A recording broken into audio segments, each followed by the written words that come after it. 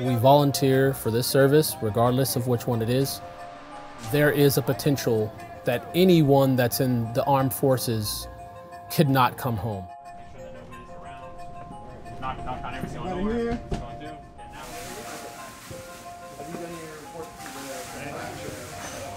Careful. It's fine. On my count, we're gonna shift them up. 1, 2, 3. The underlying principle to preparing young people to experience the things they'll experience on deployment is to speak to them transparently, speak to them truthfully, not to exaggerate things that don't need to be exaggerated, but just tell them the truth about the world that we exist in and the purpose the Navy serves in it. And they start getting that message pretty early on. By the time they're on deployment, they're readier than they would have been several months previously.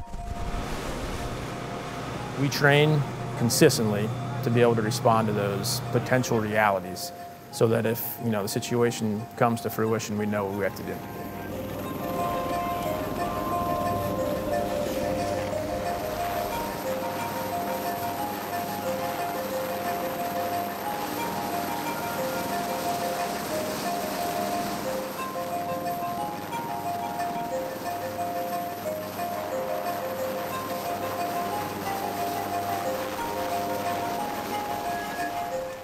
Comparative to traditional Navy, this would be, one of your sports cars, pretty fast, very responsive, lighter. Shift as E090I.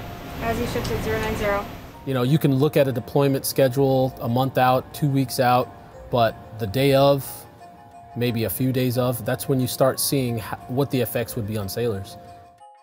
You take someone who's maybe 23 and has never been away from their family as a civilian, and their job in the Navy takes them away, so it's something new that they have to kind of cope with. You have to prepare your family and prepare your loved ones for what we're going to go on, regardless of what the mission's going to be.